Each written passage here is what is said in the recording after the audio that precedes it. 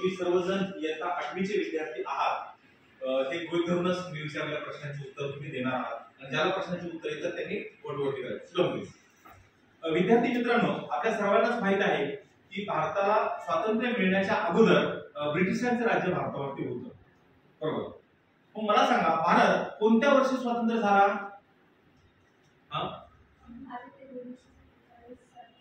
बरोबर, शाबास.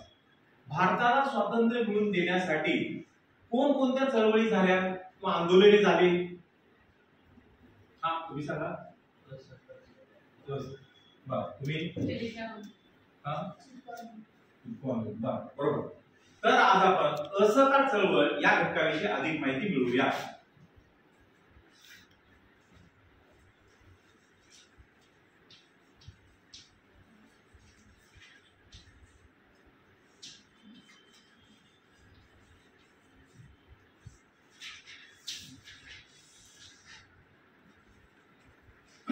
मित्रांनो,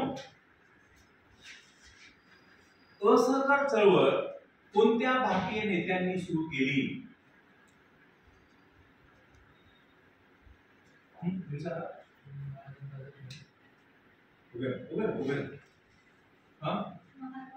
बरोबर, काय म्हणतात ते?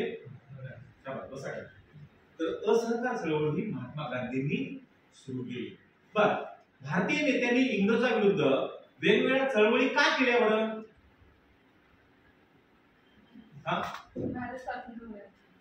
भारत स्वतंत्र होण्यासाठी. भारत स्वतंत्र होण्यासाठी काय, पण का? ब्रिटिशांना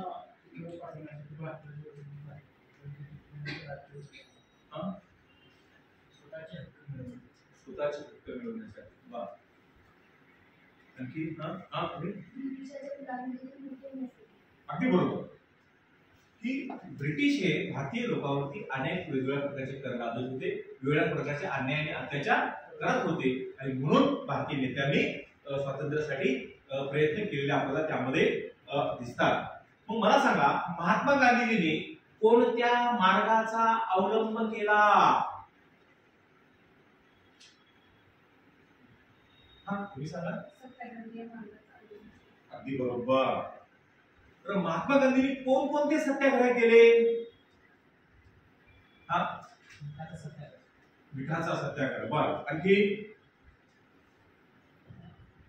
एकच सत्याग्रह केला का महात्मा गांधींनी?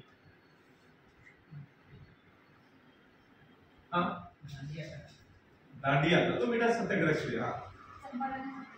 चंपारण्य सत्याग्रह. बरोबर बरोबर. मग सत्याग्रह म्हणजे काय?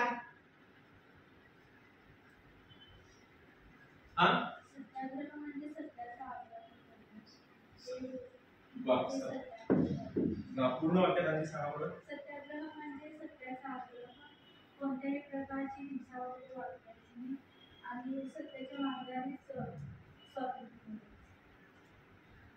त्याच्यावर आणखी कोण सांगेल? बरोबर सांगा. सत्याग्रह म्हणजे योग्य मार्गाचा अवलंब करणे, म्हणजे स्वातंत्र्य जे ते योग्य गुलामगिरी चुकीची. महात्मा गांधींनी स्वातंत्र्य मिळवण्यासाठी कोणत्या तत्वाचा अवलंब केला? 33 मार्क पुढे तत्व तुम्ही उभे राहा. तुम्ही सांगा. बरोबर, सत्य, अहिंसा, या मार्ग सत्याग्रह या 3 मार्गाचा अवलंब त्यामध्ये केलेला आहे आणि त्यातून अनेक सत्याग्रह महात्मा गांधींनी केलेले आपल्याला त्यामध्ये दिसतात. रवींद्रनाथ टागोरांनी सर या पदवीचा त्याग का केला?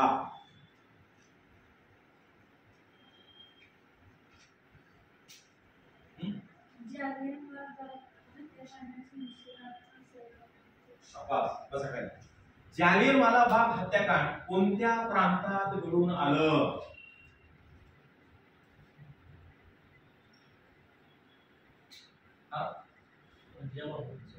पंजाब येथील अमृतसर येथे जालियनवाला बाग हत्याकांड हे घडून आलं. महात्मा गांधीजींनी असहकार ही चळवळ का सुरू केली?